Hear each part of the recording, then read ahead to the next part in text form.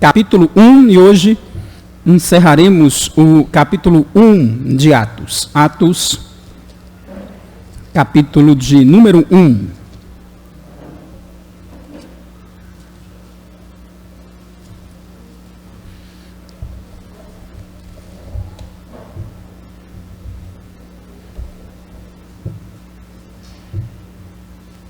Convido os que podem a colocar-se de pé em reverência à palavra do Senhor.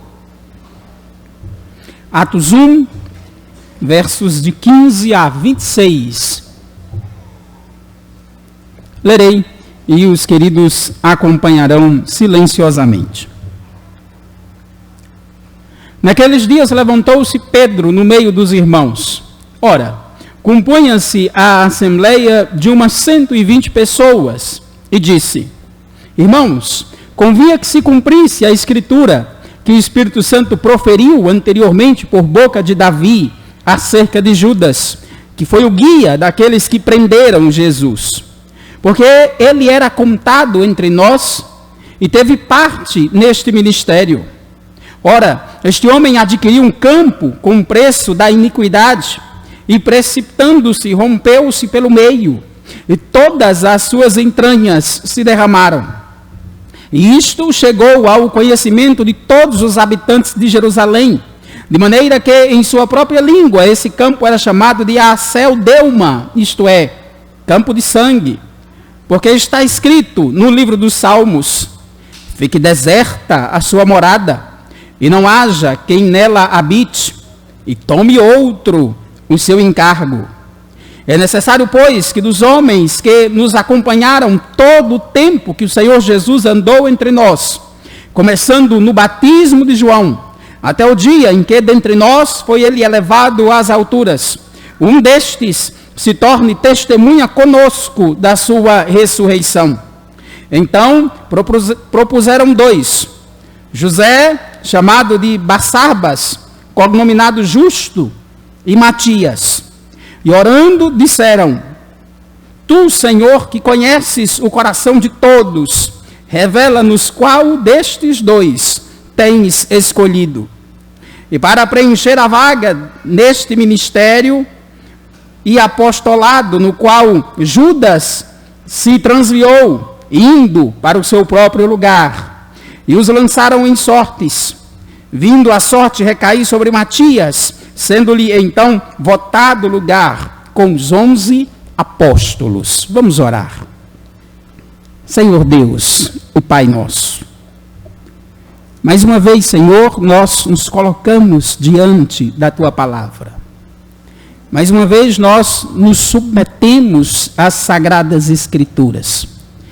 E mais uma vez, Senhor, contemplamos a nossa fraqueza, a nossa miséria, os nossos muitos e terríveis pecados e a incapacidade natural que temos de compreender a vontade de Deus.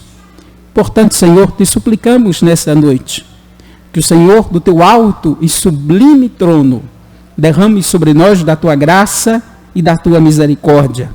E assim o teu Santo Espírito aplique essa palavra aos nossos corações, de maneira que possamos ouvir e crer, crendo, compreender, para que saiamos alimentados com a graça de Cristo Jesus, o verdadeiro pão dos céus, o Verbo encarnado.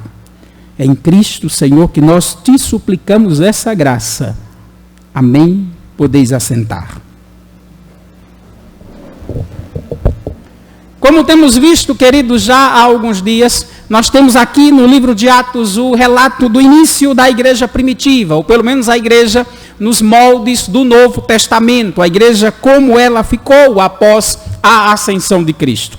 Como vimos semana passada, esta assembleia se reunia provavelmente no mesmo lugar onde Jesus havia celebrado a última Páscoa e inserido a ceia do Senhor naquela quinta-feira antes da sua traição. Naquele mesmo lugar onde Jesus também proferiu a oração sacerdotal de João 17, e inclusive o mesmo lugar onde Jesus os instruiu a respeito de João capítulo 14, como ouvimos essa noite, no belo cântico, no qual nos diz que nós não devemos perturbar o nosso coração, pelo contrário, precisamos crer em Deus e crer em Cristo. Então, nesse mesmo lugar onde o Senhor trouxe esses ensinamentos, expôs a palavra de Deus, anunciou sobre a sua traição e morte, agora os discípulos se reúnem, como disse, como uma comunidade, como disse semana passada. O verso 15 começa nos dizendo que são 120 pessoas. Mas semana passada nós vimos os pequenos grupos que compõem essas 120 pessoas. São os 11 apóstolos, são as mulheres que seguiam a Jesus desde a Galileia, aquelas que o evangelista Lucas nos diz que sustentavam a Jesus e aos apóstolos, as mulheres que presenciaram a ressurreição de Cristo, que estavam lá, que viram Jesus no túmulo e que anunciaram aos apóstolos sobre a ressurreição do nosso Senhor. São essas mulheres. E também está lá a família de Jesus Cristo, sua mãe, Maria, e seus irmãos. E você vai dizer, pastor, mas não dá, 120. É pouca gente. Quando nós somamos os 11 apóstolos com aquelas mulheres, com a família de Jesus, ainda fica muito longe de 120. Na verdade fica, queridos, é porque falta o outro grupo que você não se tocou quando se fala nos cristãos comuns. Jesus tinha um grupo de outros 70, pelo menos. Outros 70 discípulos que acompanhavam Jesus quando ele esteve aqui nessa terra, dos quais Jesus os enviou de 2 em 2 para evangelizar. 70 só homens. E os estudiosos dizem que esses 2 nomes aqui propostos, José e Matias, faziam parte desse grupo de 70 homens, dos 70 outros discípulos de Jesus Cristo. Mas o que vemos nesse texto, queridos? Aqui nós vemos a comunidade, os 120 reunidos. A nova comunidade que não é nem judaica, pelo menos não nos moldes dos fariseus, que também não é pagã, que constituem a igreja da nova aliança, o povo de Deus em Cristo, e que conforme vimos semana passada, a ênfase de Lucas é que agora o povo de Deus, a igreja de Deus, não é o Israel segundo o sangue, mas o Israel segundo a fé.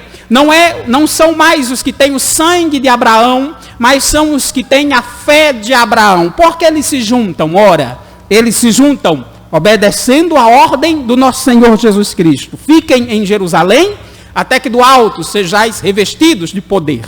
Eles ficam em Jerusalém, se juntam, obedecendo a ordem de Cristo.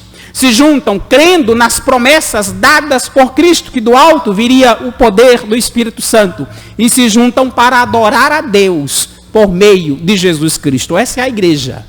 É um povo que se junta em torno da palavra de Deus, é um povo que se junta em submissão à palavra de Deus, é um povo que se junta crendo nas promessas dadas pelo nosso Senhor Jesus Cristo, e é um povo que se junta para adorar a Deus em Cristo. Mas Cristo não está mais fisicamente com eles. Cristo subiu aos céus, e nós vimos isso no próprio livro de Atos. Cristo subiu aos céus, embora os anjos disseram que ele voltaria, e de fato ele voltará, estamos aqui aguardando. Mas como vemos nesse texto, queridos, a igreja não está desamparada. A igreja não está entregue à sua própria sorte. A igreja não ficou esquecida. E por isso exporemos esse texto à luz do seguinte tema. Ouça bem, o Espírito Santo governa a igreja por meio dos seus oficiais. Repitam comigo, o Espírito Santo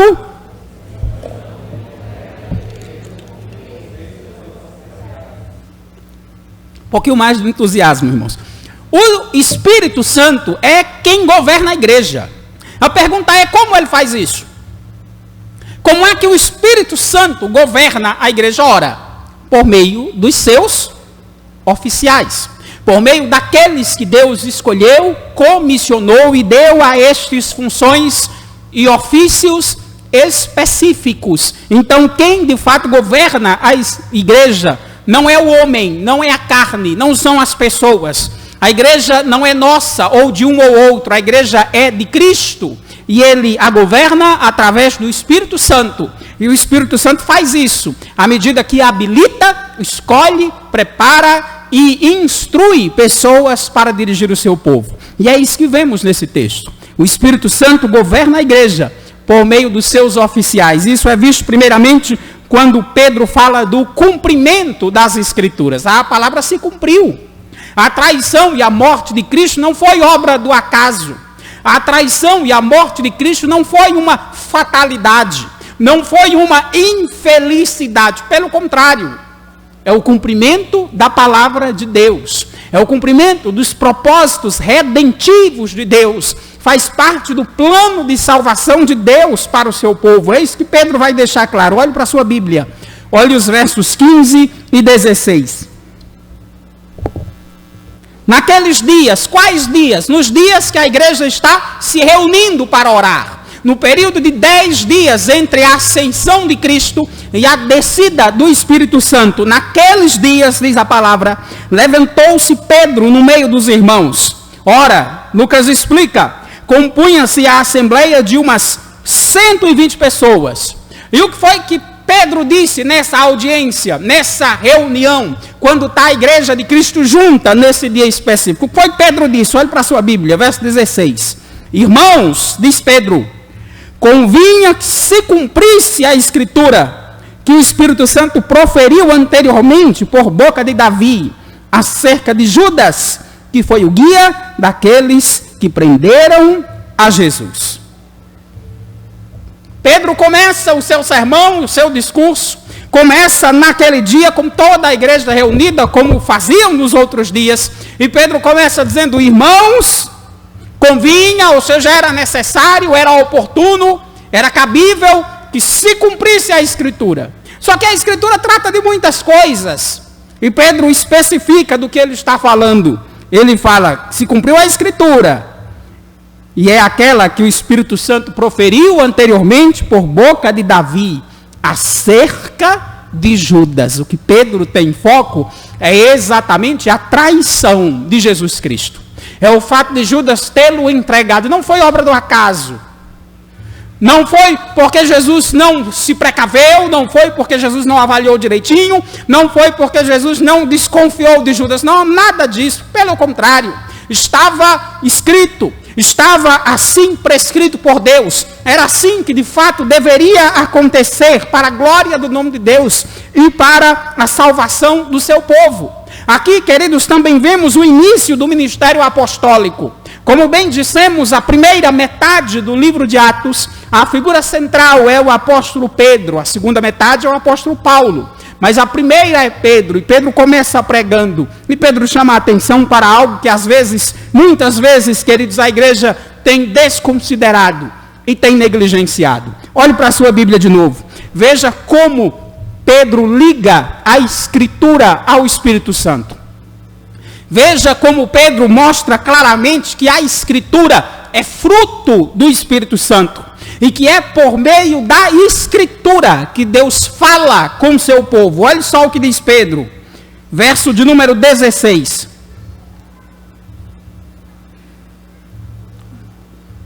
Convinha que se cumprisse a Escritura que o Espírito Santo proferiu anteriormente por boca de Davi. Quem falou? O Espírito Santo, por meio da boca de Davi. O Espírito Santo falou por meio da boca de Davi. Vejam como isso é importante.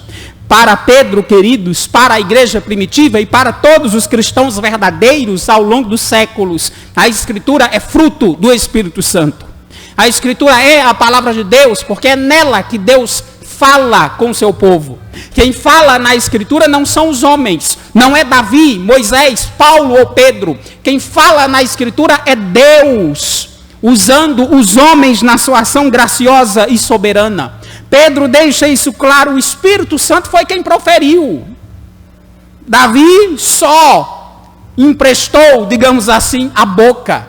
Davi foi só o alto-falante, mas quem falou foi o Espírito Santo. E aí Pedro nos lembra exatamente o fato que ele traz em mente, que Judas foi o guia daqueles que prenderam a Jesus Cristo. Pedro traz a memória daquele grupo, daqueles cristãos que sabem, que conviveram, que experimentaram aquela realidade na prática, de saber que Jesus foi preso, que Jesus foi traído, que Jesus foi surrado, que Jesus foi humilhado. Pedro traz à memória aquela quinta-feira à noite, traz à memória deles aquela quinta-feira que precedia a Páscoa. E diz que Judas foi o guia dos que prenderam a Jesus Cristo. E de fato foi. Lemos nos evangelhos isto, que Judas não só traiu Jesus Cristo, mas como também foi à frente da comitiva para mostrar a todos quem era Jesus Cristo no meio dos apóstolos. Queridos, Pedro certamente se lembra que naquela noite ele também não pode trazer boas recordações de si próprio, porque foi na mesma noite que Pedro negou a Cristo 3 vezes. Porque foi naquela mesma madrugada, na verdade, que Pedro negou ao nosso Senhor. Mas Pedro tem foco em uma outra coisa. O foco de Pedro é a traição de Judas e os acontecimentos redundantes da traição de Judas. Não apenas a morte de Jesus Cristo, mas, de certa forma, podemos dizer a demissão de Judas do colégio apostólico. Judas se demitiu, poderíamos dizer assim. O Senhor escolheu 12, Judas se demitiu, se matou, e ficaram 11. E agora os apóstolos precisam, mais uma vez, fazer com que esse número seja completado. Tenha-se de novo os 12. Olhe para a sua Bíblia, verso 17. Porque ele era contado entre nós e teve parte nesse ministério.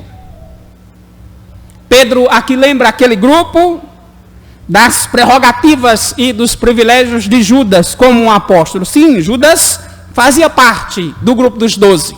Sim, Judas foi escolhido nominalmente por Jesus Cristo. É só você ler os evangelhos. Judas foi escolhido a dedo por Jesus Cristo. Fazia parte dos 12 e não só fazia parte, digo eu, mas tinha uma função importante, preeminente no meio dos outros, porque ele era uma espécie de tesoureiro, é o que diz João no capítulo 12, no verso 6. Ele era aquele responsável por receber as ofertas, guardar as ofertas e providenciar os gastos necessários e até as ofertas para os pobres. Então sim, Judas teve muitos privilégios, foi escolhido a dedo por Jesus Cristo. Estava no grupo dos 12 apóstolos, dos 12 seguidores de Cristo escolhidos a dedo. E também tinha uma função própria. Ele era responsável por cuidar da bolsa das ofertas. Era uma espécie de tesoureiro. Mas apesar de tudo isso, queridos, como bem sabemos, Judas negou a sua fé, virou as costas para Cristo, o traiu, matou-se e demitiu-se do colégio apostolar. E aí Pedro relembra ao povo, ou melhor, explica sobre a morte de Judas. Versos 18 e 19, olhe para a sua Bíblia. Ora, este homem adquiriu um campo com o preço da iniquidade, precipitando-se, rompeu-se pelo meio, e todas as suas entranhas se derramaram. E isto chegou ao conhecimento de todos os habitantes de Jerusalém, de maneira que, em sua própria língua, esse campo era chamado de Alcedama, isto é, campo de sangue. E aqui nos chama a atenção, porque o relato que Pedro nos dá da morte de Judas não é igual ao relato que Mateus nos dá da morte de Judas no Evangelho de Mateus, no capítulo 27, nos versos 3 a 10. Lá Mateus nos diz, que Judas, depois de trair Jesus, sentiu remorso e foi devolver as 30 moedas aos sacerdotes, aos líderes religiosos, aos quais ele tinha acordado em trair a Cristo. Os líderes religiosos não aceitaram as moedas, ele jogou no chão, saiu, pegou uma corda e nós sabemos o fim, se enforcou. E os líderes religiosos foram quem pegaram as moedas, entenderam que o dinheiro era fruto de uma obra iníqua, de uma obra de iniquidade, de pecado, e compraram com aquele dinheiro um campo, um terreno que antes pertencia a um oleiro, para que fosse sepultado, enterrado estrangeiros e indigentes, digamos assim. É assim que Mateus relata a morte de Judas. Está lá em Mateus 27, verso 3 a 10. Mas Pedro nos traz novas informações. Inclusive, Pedro traz um detalhe interessante. Ele diz que isto, diz o verso 19, a sua versão da morte de Judas chegou ao conhecimento de todos os habitantes de Jerusalém. Ou seja, embora Mateus nos tenha dado uma versão mais limitada, mais coesa, menor e mais resumida do fato, a forma como a morte de Judas ficou popularmente conhecida é essa que Pedro nos dá. E que forma é essa? E que morte é essa? E como é que morre aquele traidor? Ora, diz Pedro, este homem adquiriu um campo com preço da iniquidade. Queridos, embora Mateus deixe claro que quem comprou o terreno foram os líderes religiosos, porque Judas deixou as moedas e foi enforcar-se. Na perspectiva de Pedro, que é quem fala, e de Lucas, que é quem registra as palavras de Pedro, quem comprou o campo foi Judas. Judas foi quem o comprou, não porque foi lá e pagou pelo terreno, mas porque o dinheiro pertencia a Judas e os líderes religiosos não aceitaram. Eles simplesmente fizeram um investimento com aquilo que foi comprar um terreno. O dinheiro pertencia a Judas e, consequentemente, o terreno. Mas não é isso que se destaca nesse relato da morte de Judas. Não é simplesmente de indiretamente o terreno pertencer a Judas, não é isso. O verso 18, o final do verso 18 diz: e precipitando-se, rompeu-se pelo meio, e todas as suas entranhas se derramaram. É novidade? Pedro diz: não. Isto chegou ao conhecimento de todos os habitantes de Jerusalém, diz o verso 19. Sabe como pode ser traduzido o final do verso 18? Caindo no chão, arrebentou-se ao meio, e todo o seu intestino se derramou. Caindo no chão, arrebentou-se ao meio, e todo o seu intestino se derramou. Novidade? Pedro diz: não. Isso chegou ao conhecimento de toda Jerusalém. Todo mundo sabe disso. Então, como explicar a aparente diferença entre o relato de Mateus, no capítulo 27, que diz que Judas enforcou-se, e o relato de Pedro em Atos 1, que é o relato conhecido do povo da época, que Judas caiu no chão, sua barriga se abriu e suas entranhas ficaram todas de fora? Há 3 explicações, queridos, pelo menos uma delas é a verdadeira. A primeira, se diz que ou a corda se partiu quando Judas pulou, a corda era fraca, Judas pulou, a corda torou e ele caiu em cima de um objeto pontudo, e aí sua barriga se abriu. E ele morreu com o pescoço quebrado, provavelmente. A segunda versão diz que ele, quando foi enforcar-se, alguém viu de longe, correu para socorrê-lo, cortou a corda e ele também caiu em cima de um objeto pontudo, sua barriga se abriu, derramou tudo e ele morreu desse corte. Mas há a terceira explicação que entendo ser a melhor, quando se junta o Evangelho de Mateus e a explicação que Pedro dá, que é o relato conhecido. Judas de fato se enforcou. Só que Judas usou uma corda ruim, velha ou fina. E à medida que os dias passaram, com o sol, o corpo de Judas foi inchando, foi ficando cada vez mais pesado por causa dos líquidos. A corda foi pegando mais sol, foi envelhecendo, foi se deteriorando, e depois de Judas morto e inchado, a corda torou-se. E Judas, de fato, caiu em cima de um objeto pontudo. Abriu-se sua barriga, todas as suas entranhas caíram para fora. Alguém percebeu isso, olhou, reconheceu que era Judas e avisou a toda a cidade. Muitos talvez tenham ido lá contemplar essa cena terrível. Provavelmente foi isso que aconteceu com Judas, queridos. E Pedro deixa claro que tudo isso estava escrito, fazia parte do plano de Deus e era o propósito de Deus que assim o fosse. E para provar que tudo isso fazia parte do plano de Deus, Pedro vai usar 2 citações do Velho Testamento. Ele vai usar, na verdade, 2 salmos para trazer a informação sobre a maldição sobre Judas e para o que os apóstolos precisam fazer. Ele vai usar o salmo de número 69, verso 25, e também usará o salmo 109, verso 8. Mas olhe para a sua Bíblia, olhe para o versículo 20 de Atos capítulo 1.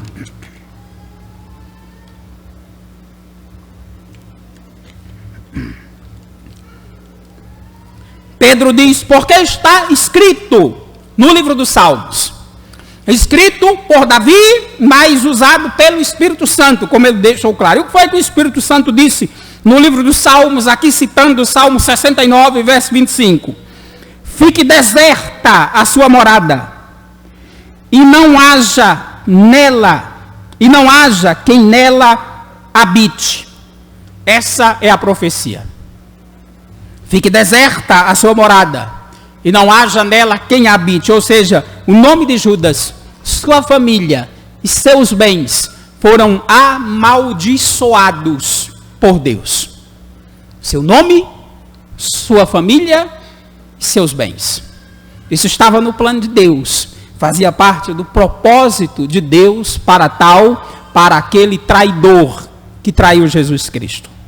Mas se a sua morte, a sua tragédia, a sua desgraça fazia parte do plano de Deus, também fazia parte do plano de Deus a responsabilidade para os apóstolos. Eles não podiam ficar com 11. Como lemos semana passada os nomes dos 11. Jesus escolheu 12. E agora eles estão com 11, porque Judas se demitiu. Então onde a Escritura diz que eles devem colocar outro no lugar? Para isso, Pedro cita o Salmo 109, no verso 8, quando diz o seguinte: seus dias sejam poucos, e tome outro seu encargo, tome outro o seu lugar. Judas se demitiu, mas o número de apóstolos não pode ser reduzido. Jesus escolheu 12 apóstolos, e o número 12, queridos, é usado muitas vezes no Novo Testamento, para se referir às 12 tribos de Israel, para se referir aos 12 apóstolos, para se referir até às 12 portas que há na Nova Jerusalém, na cidade dos céus, como um sinal de perfeição, de completude do povo de Deus reunido, o povo de Deus junto. Então eles não podem ficar com 11 apóstolos. Eles precisam seguir a orientação do Senhor, no Salmo 109, verso 8, e colocar outro no seu lugar. O colégio apostólico não pode ficar desfalcado porque Judas era um traidor.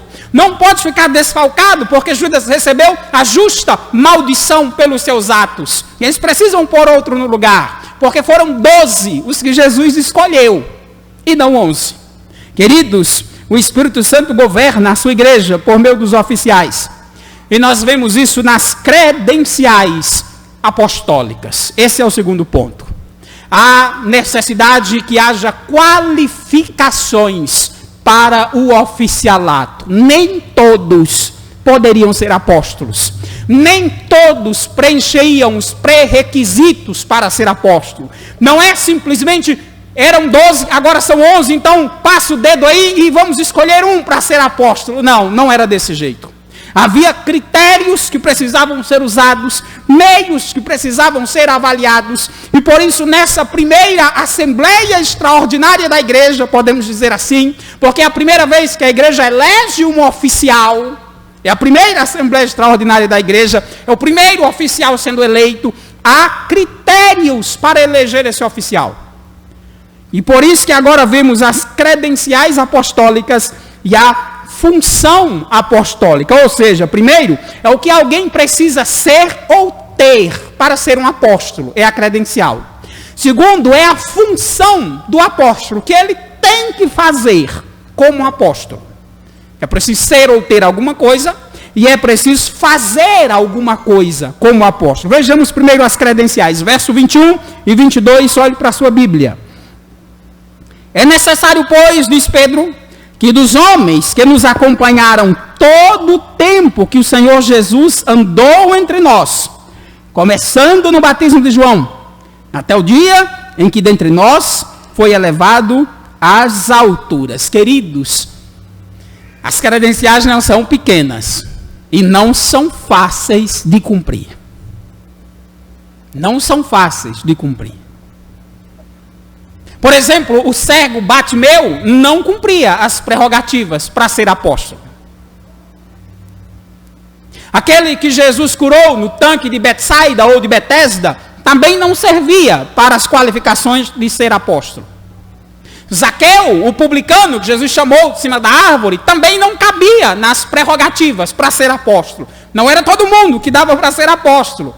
As credenciais exigem muito daqueles que fossem ocupar o cargo de Judas, que fossem assumir a função que Judas pediu demissão com a sua traição e morte. E o que é necessário? Olhe bem, olhe como Pedro põe a credencial apostólica. É necessário, pois, que, primeiro, é preciso ser homem, dos homens. Eles têm um grupo lá grande, eles têm um grupo com muitas mulheres importantes, inclusive mulheres que ajudaram a Jesus Cristo e aos apóstolos no seu ministério. Eles têm Maria Madalena, que foi a primeira que viu Jesus ressuscitado. Eles têm outras mulheres que os acompanhavam durante o ministério de Cristo, que ajudavam financeiramente. Mas a primeira prerrogativa diz Pedro, é necessário, pois, que dos homens, é a primeira coisa. Maria, mãe de Jesus, não pode assumir o lugar de Judas. Essa é a primeira credencial. Mas também não é qualquer homem. Dos homens que nos acompanharam todo o tempo que o Senhor Jesus andou entre nós, começando no batismo de João. Queridos, é preciso que alguém que fosse ocupar o cargo apostólico estivesse na igreja, acompanhando Jesus Cristo, desde o dia que Jesus foi batizado. É aqui, Pedro mostra que iniciou-se o ministério de Cristo. Iniciou-se com o seu batismo, quando Cristo é batizado por João ali e ouve-se a voz de Deus e o Espírito Santo em forma corpórea de pomba. Dali para frente, aquela pessoa tem que ter andado com Jesus Cristo e com os apóstolos. Não pode ser alguém que chegou na última semana. Não pode ser alguém que encontrou-se com Jesus no caminho para Jerusalém. É preciso que seja alguém que acompanhe todo o ministério de Jesus Cristo, desde o início. Não basta ser homem, é preciso andar no caminho do Senhor. É preciso seguir a Cristo desde o início do seu ministério. Mas não é só isso. Tem outras prerrogativas. Ele diz, verso 22, começando no batismo de João, é preciso ter presenciado Jesus sendo batizado, até o dia que entre nós foi elevado às alturas. Não pode ser alguém constante. Não pode ser alguém que vai e vem para a igreja. Não pode ser alguém que passa uma semana firme e 2 meses fora. Não pode ser alguém que esteve no batismo de Jesus, mas se desviou-se durante toda a caminhada. Não. É preciso que essa pessoa tenha acompanhado a Cristo desde o início e que seja constante na sua caminhada, inclusive sendo testemunha da ressurreição de Cristo e da sua ascensão. Ela precisa ter visto o batismo de Cristo e precisa ter testemunhado a ascensão de Jesus Cristo. Ninguém que não estava lá nesse grupo não poderia ser escolhido como apóstolo. Não é qualquer um, irmãos. Para assumir um ofício eclesiástico é preciso que haja as credenciais para isso. Judas deixou a vaga, mas quem disse que é fácil substituir? Quem disse que é fácil tomar o lugar dele? Quem disse que qualquer um poderia assumir o cargo? Lembrem-se. Jesus tinha 12 apóstolos, na verdade agora 11, porque Judas se demitiu. Há mais um grupo de 70 outros que Jesus enviou para evangelizar, está lá em Lucas no capítulo 10, e provavelmente José e Matias fazem parte desse grupo, mas pasmem, a grande maioria dos estudiosos dizem que só José e Matias preenchiam as credenciais. Só José e Matias estavam no grupo que, fora os apóstolos, que viram Jesus ser batizado lá por João Batista, até a sua ascensão. Os outros talvez entraram no meio da caminhada, converteram-se no meio do ministério de Cristo, mas não viram o batismo de Jesus Cristo. Eram 70 outros discípulos, só 2 cumpriam essas prerrogativas. Sabe o que é importante dizer isso, queridos? Porque hoje qualquer um se diz apóstolo, qualquer um se diz pastor, qualquer um se diz bispo, qualquer uma, e isso é triste, se diz pastora, diaconisa e presbítera. Mas para ocupar ofícios eclesiásticos há necessidade de credenciais eclesiásticas e credenciais dadas por Deus, exigidas pelo próprio Deus. Está lá 120 pessoas. 11 já são apóstolos. Ficamos aí com um grupo de 109 pessoas. Quem diz que essas 109 podem ser apóstolos? Só 2 cumprem os pré-requisitos.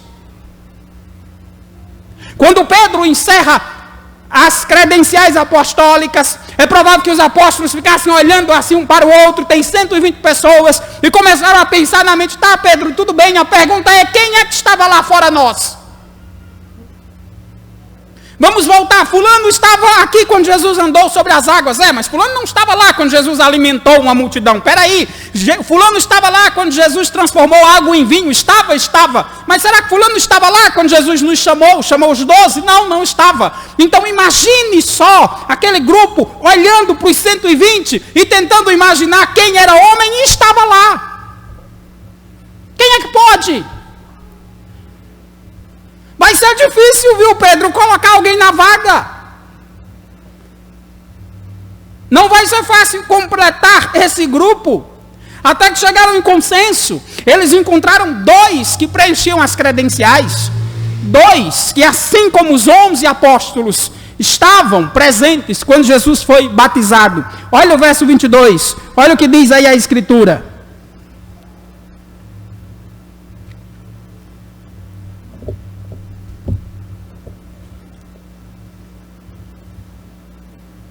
Verso 23, então propuseram 2, José, chamado Barsabas, cognominado Justo, e Matias. Queridos, depois que Pedro apresenta as credenciais, é necessário ter acompanhado a Cristo desde o seu batismo, ter presenciado Jesus Cristo ressurreto e ter sido testemunha da sua ascensão. Apenas 2 são citados, José e Matias. Essas são as credenciais. Mas o que esses homens, um deles que será escolhido, qual será a sua função? Verso 22, volte um pouquinho. Começando do batismo de João, até o dia em que entre nós foi elevado às alturas, e o verso 22 continua, um destes se torne testemunha conosco da sua ressurreição. Este é o evangelho apostólico. Um evangelho onde Jesus Cristo é o centro. É por isso que eles precisavam dessa credencial. Porque precisa ser alguém que seja capaz de falar de toda a vida do nosso Senhor Jesus Cristo. É preciso que seja alguém habilitado a falar do ministério de Cristo Jesus. Quando começou? Começou quando ele foi batizado. Então ninguém que não estivesse lá, como é que pode falar? Que autoridade teria alguém para falar do batismo de Jesus, sem ter presenciado o batismo de Jesus, tendo em vista que a Bíblia, o Novo Testamento, ainda não estava completamente escrito? Notem que o foco é Jesus Cristo. É preciso pregar o ministério de Cristo, é preciso anunciar a vida de Cristo. Então, é preciso que alguém que tenha andado conosco, é preciso alguém que tenha visto o que Jesus fez, ouvido o que Jesus ensinou, para que ele transmita com fidelidade as palavras de Cristo. É por isso que é preciso que abranja todo o ministério de Cristo, desde o seu batismo até a sua ascensão. Por quê? Porque o foco, queridos, é pregar a ressurreição de Cristo.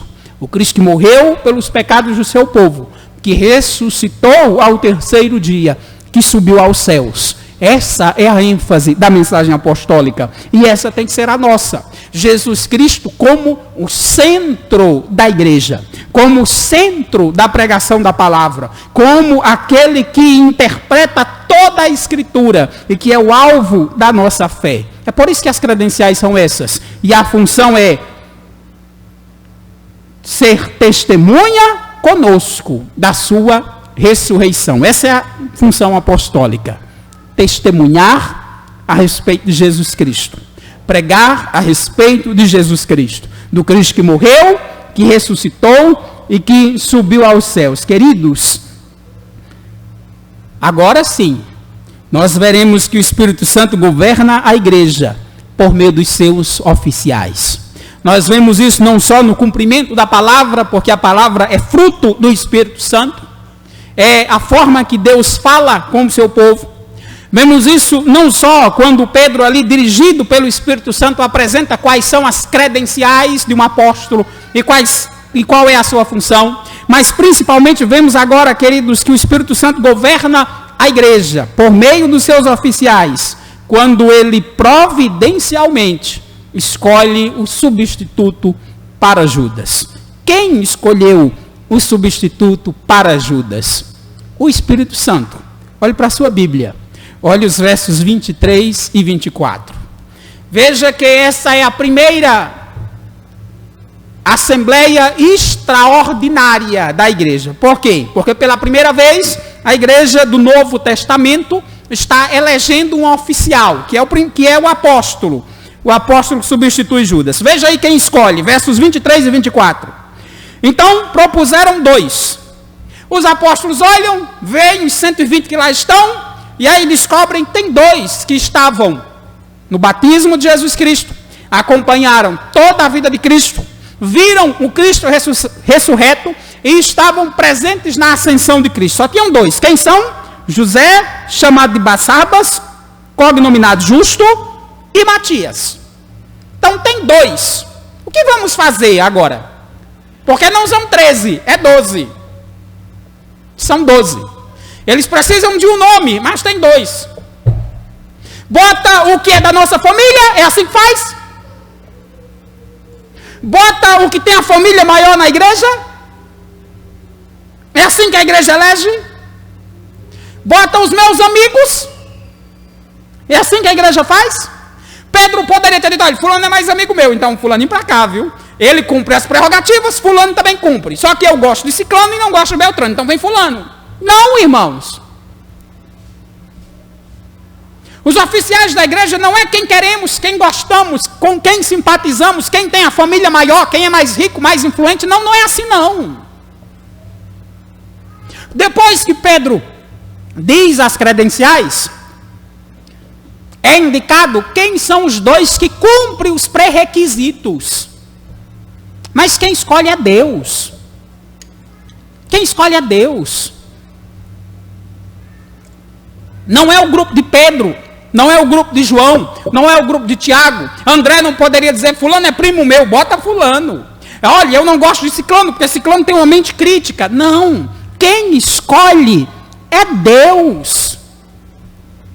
O que a igreja pode e deve fazer é observar quais são as credenciais bíblicas para este ou para aquele ofício. E hoje temos 2, presbíteros e diáconos. E diante das credenciais indicar os nomes. É isso que os apóstolos fazem. Olhe, só tem esses 2 nomes, viu? Vai ter que sair desses 2. Não pode ser outro. Porque os outros não cumprem as prerrogativas. Não é o meu grupo. Não é a minha família. Não é quem eu gosto, não é quem é mais próximo a mim. Primeiro, tem que cumprir as prerrogativas. Segundo, quem escolhe é Deus, é o Espírito Santo. Olhe para a sua Bíblia. Olhe o verso 24. Olhe o que é que os apóstolos poderiam fazer, de fato fizeram. E orando, disseram, Tu, Senhor, que conheces o coração de todos, revela-nos qual destes 2 tens escolhido. É isso que devemos fazer também. Dentre aqueles que têm as qualificações, que têm as credenciais, o que podemos pedir a Deus é que na sua graça e misericórdia escolha. Porque Ele sim conhece mentes e corações. Ele sim sonda os corações dos homens. Tem algo interessante sobre esses 2 homens, queridos. Provavelmente, como disse, eles fazem parte do grupo de 70. José, o texto diz que é conhecido, chamado de Barsabas, ou seja, ou seu pai se chama Sarbas, ou ele nasceu num sábado, das duas uma. Ele é conhecido também por um nome latino, que é o Justo. E Matias, como diz o texto, é uma abreviação do nome do Velho Testamento, Matatias. Só tem esses 2 nomes. Ou José, que o nome do pai dele é Sarbas, ou ele nasceu num sábado, aí também não faz diferença. Ou esse Matias aqui, que é um diminutivo. Que é como se chamaria, por exemplo, Mateuzinho, se fosse Mateus, por exemplo. O que é que os apóstolos podem fazer? Orar. Apresentar quais são as credenciais, os que cumprem os pré-requisitos, e pedir a Deus que na sua graça e misericórdia faça a obra. Não é fazer política, não é fazer propaganda, não é pedir voto para fulano ser eleito oficial porque é parente meu ou porque é próximo a mim. Claro que não, irmãos. Quem escolhe é Deus. Não é o mais simpático ou o mais rico. Não, é aqueles que Deus escolhe. Não são os mais influentes, é aqueles que o Senhor Jesus Cristo sonda mentes e corações. Essa é a função da igreja. É apresentar as credenciais, implorar a graça de Deus. E que o Senhor, na sua muita misericórdia, nos dê os melhores oficiais. E veja só o que acontece, verso 26.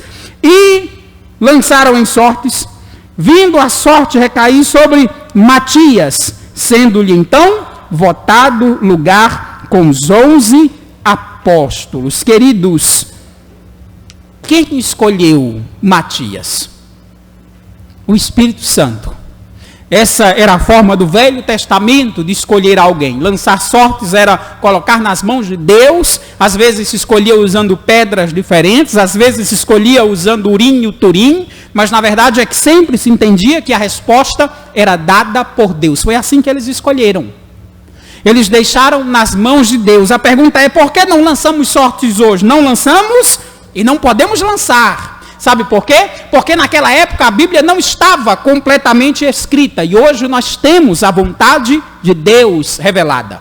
Hoje nós temos a vontade de Deus escrita. Por isso tudo hoje é feito não com base em lançar sorte, em escolher entre uma pedra ou outra, mas em confiar na providência de Deus nas Escrituras. Quem escolheu Matias?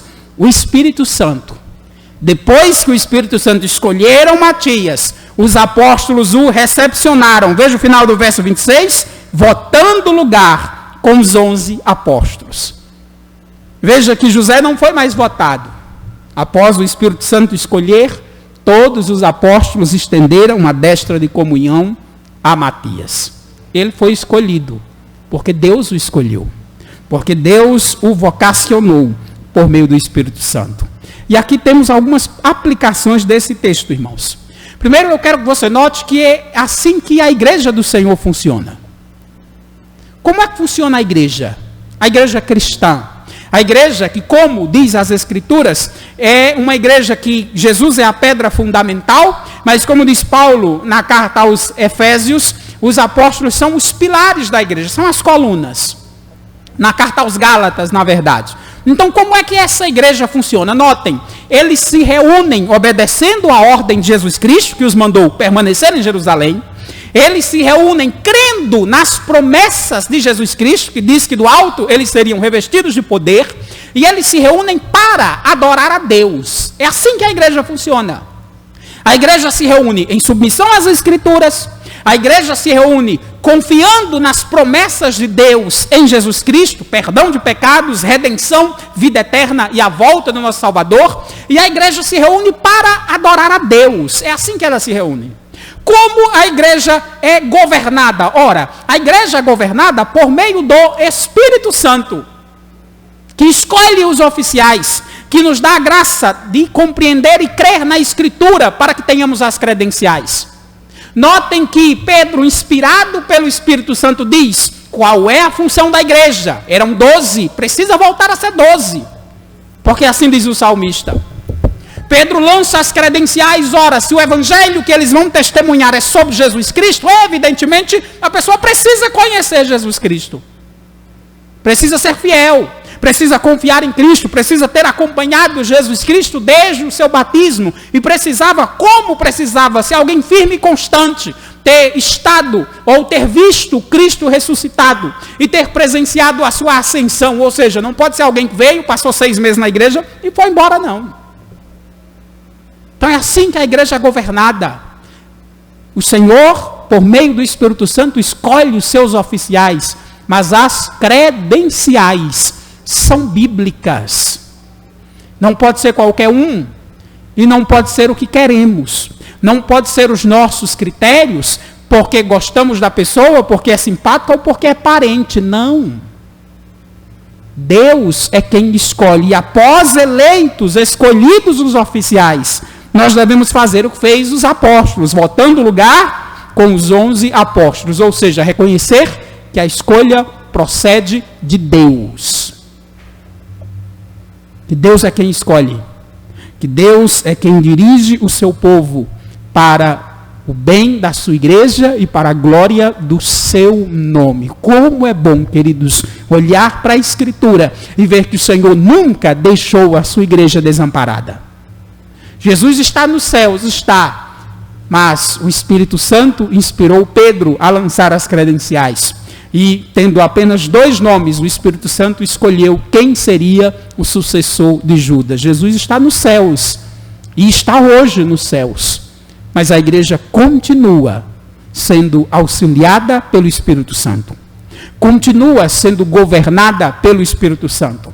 O Senhor continua a dirigir o seu povo por meio dos seus oficiais. Ora, Pedro era pecador.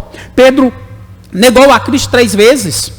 Tiago e João, os 2 irmãos, queriam que Jesus lançasse fogo dos céus sobre os samaritanos. Mas eles foram escolhidos por Deus para dirigir a igreja do Senhor.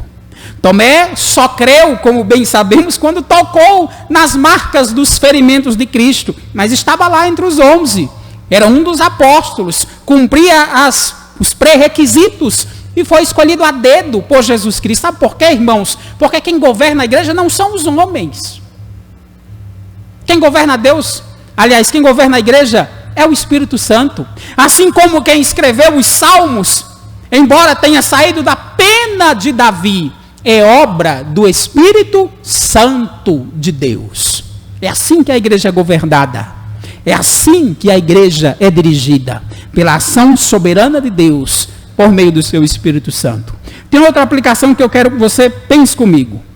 Alguns costumam dizer, e costumam mesmo, viu, que a escolha de Matias foi errada. Há quem diga isso. Há quem diga, olha, a escolha de Matias foi tão errada que depois Jesus Cristo precisou consertar, porque Jesus chamou a Paulo. Então, há quem diga, olha, Matias foi escolhido errado, você não vai mais falando de Matias. Pelo contrário, depois lá em Atos 9, está Jesus Cristo chamando a Paulo e comissionando Paulo. Então, Paulo é o apóstolo escolhido para completar o grupo dos 12, e não Matias. A igreja e Pedro erraram ao escolher Matias. Queridos, quem pensa assim, só mostra uma coisa: crê no que quer e não no que diz a Escritura. Crê no que quer e não no que diz a Escritura. Vou lhe dar 2 motivos pelos quais a escolha de Matias não foi equivocada. Primeiro, quem escolheu Matias? Abra a sua Bíblia, versos 24 a 26, você vai ver quem escolheu Matias. Atos 1, 24 a 26, ouça bem.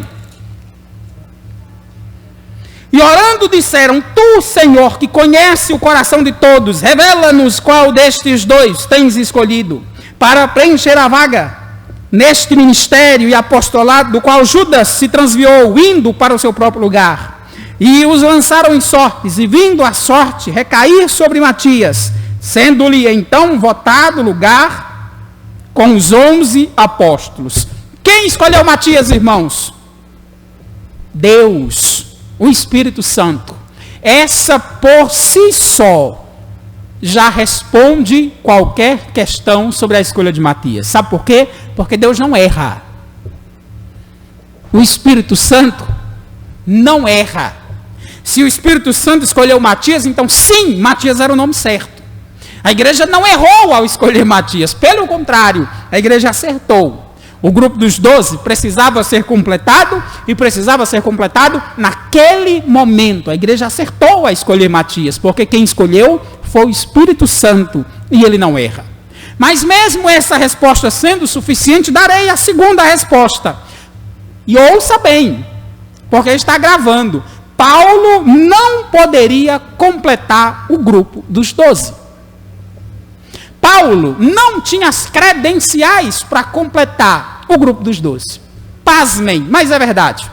Paulo não cumpre os pré-requisitos de Atos capítulo 1 para completar o grupo dos 12 e substituir Judas. Sabe por quê?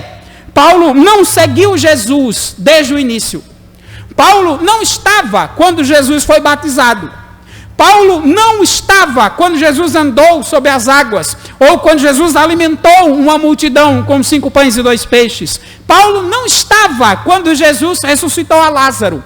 Paulo não estava no grupo de 70 que foram enviados a evangelizar, como provavelmente estavam Josué e Matias.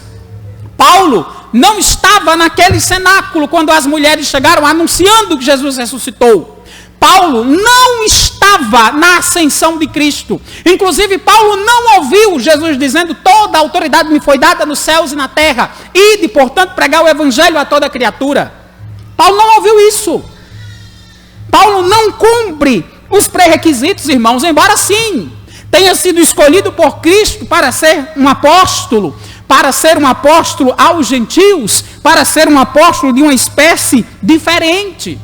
É verdade também, ao lado de Pedro, Tiago e João, Paulo é o apóstolo mais proeminente na igreja primitiva. Na verdade, quando se pensa em apóstolo, esses 4 se destacam: Paulo, Pedro, Tiago e João. E esse Tiago que se destaca não é o Tiago apóstolo, é Tiago, irmão de Jesus Cristo, para você ter uma ideia. Quando o livro de Atos destaca a figura de Tiago, e vai destacar no capítulo 15, não é Tiago, apóstolo, irmão de João, porque Tiago, irmão de João, já faleceu. Também não é o outro Tiago, é Tiago, irmão de Jesus Cristo, o qual Paulo diz em Gálatas que é uma das colunas da igreja. Então sim, Paulo é um apóstolo sim, mas é um apóstolo de comissão diferente. É um apóstolo com outros alvos e com outras metas. Há diferenças claras, queridos, entre Paulo e o grupo dos 12. E o próprio Paulo reconhece isso. Abra sua Bíblia em 1 Coríntios capítulo 15. E vamos ver como o próprio Paulo distingue o seu ministério do ministério dos outros 12 apóstolos, embora ele também o seja apóstolo, escolhido e comissionado por Jesus Cristo. 1 Coríntios 15.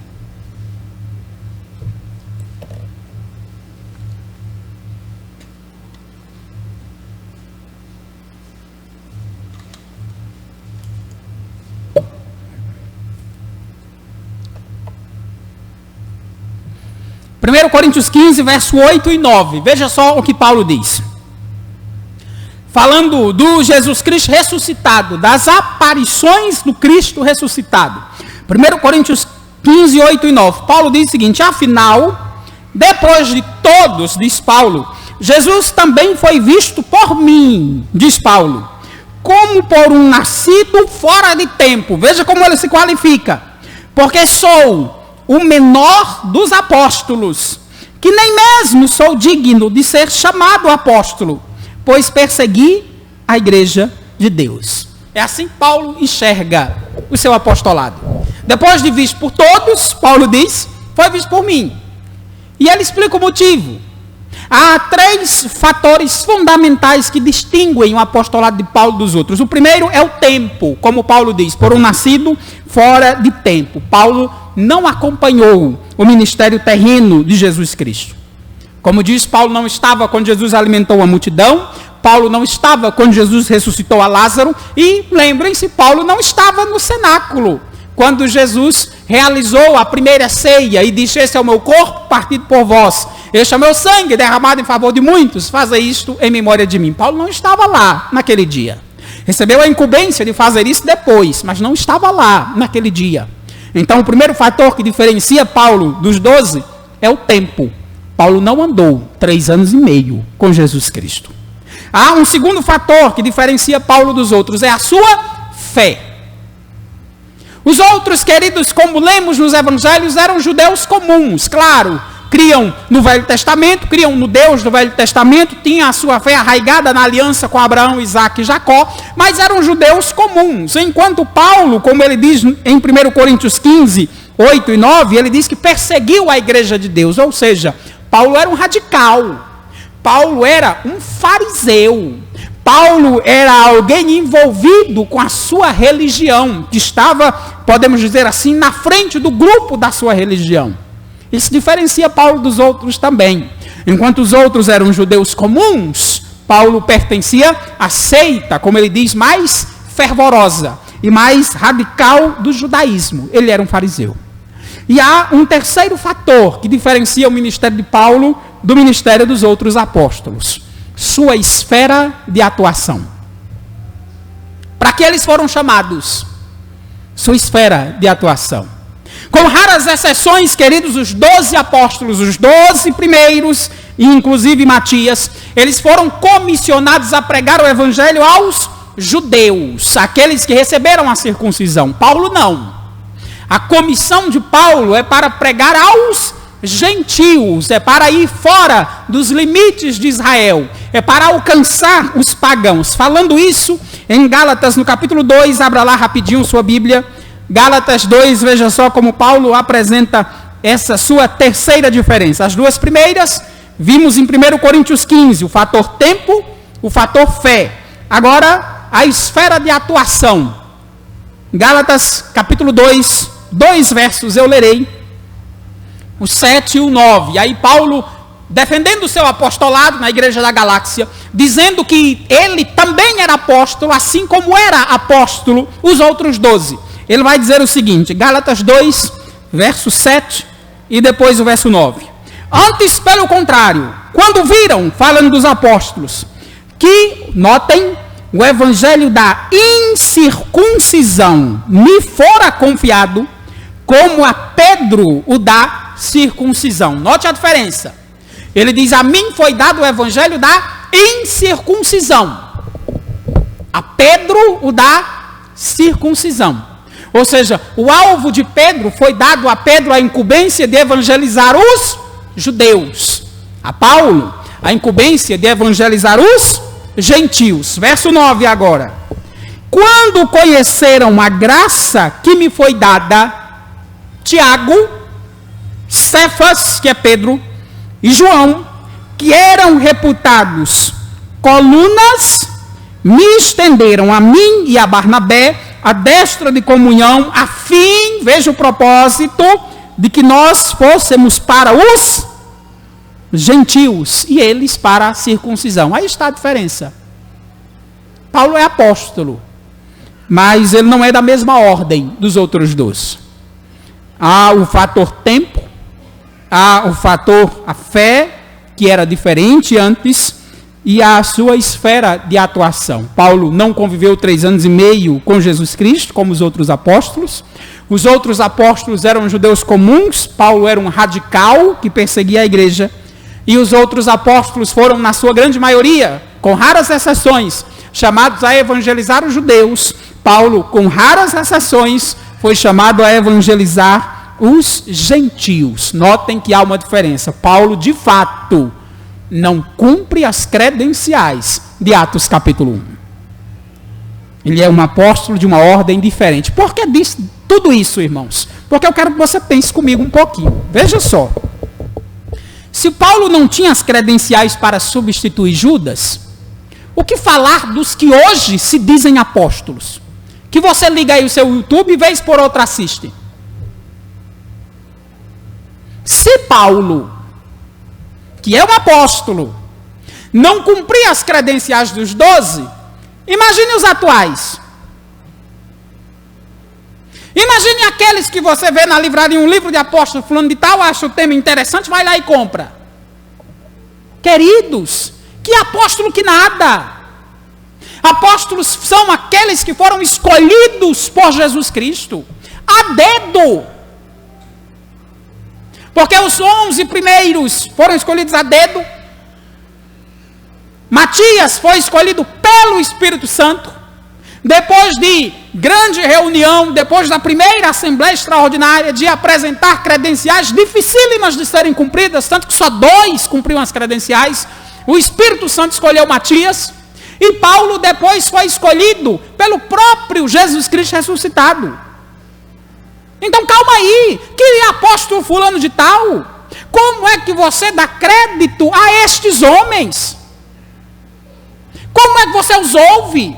Como é que você os lê? Como é que você assiste esses homens se intitulando apóstolos? Algo que só Deus pode fazer, queridos. O colégio apostólico está encerrado.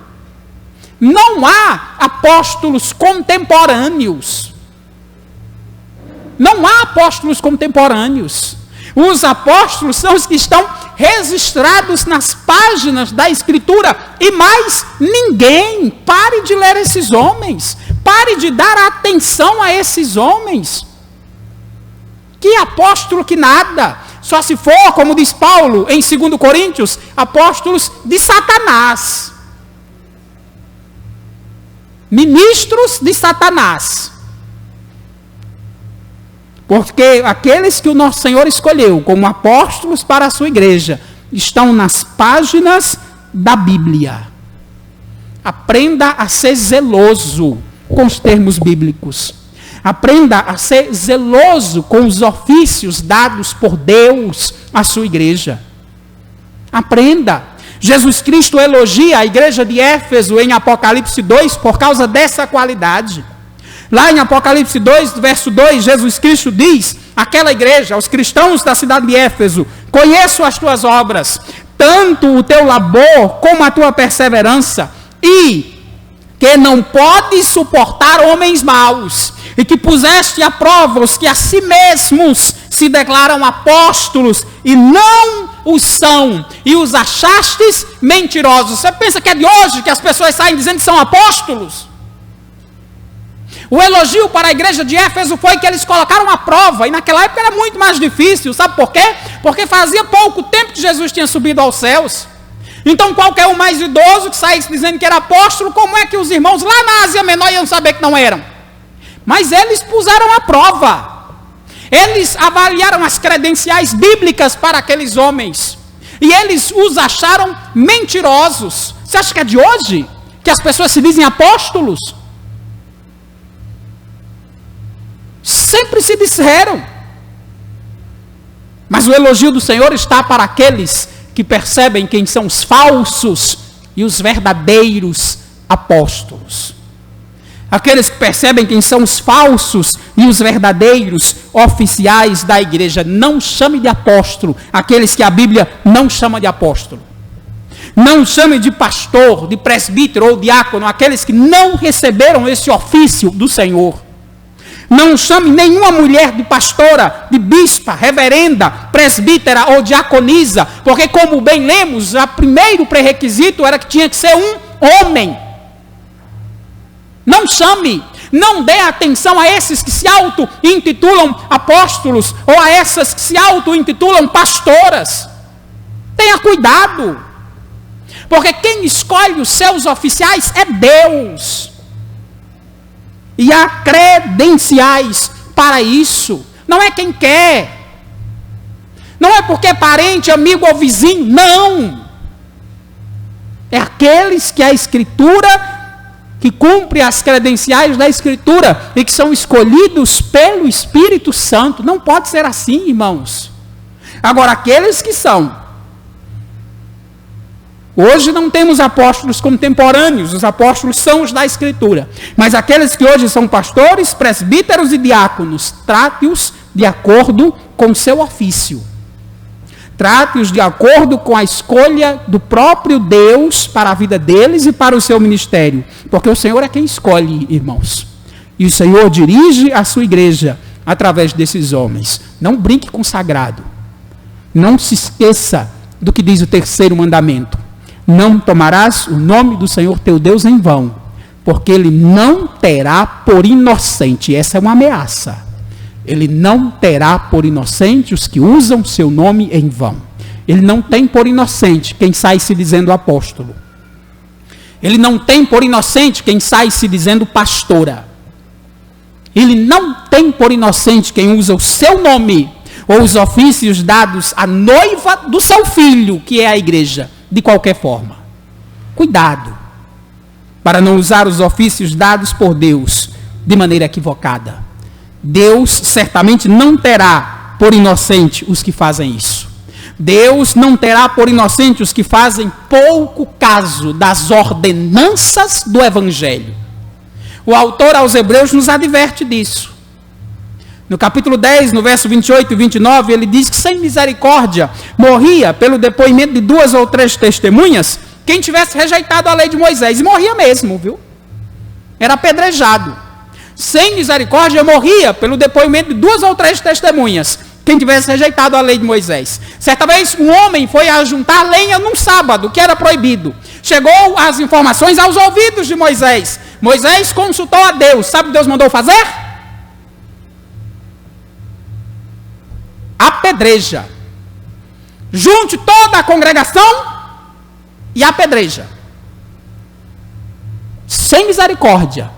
Morria pelo depoimento de 2 ou 3 testemunhas.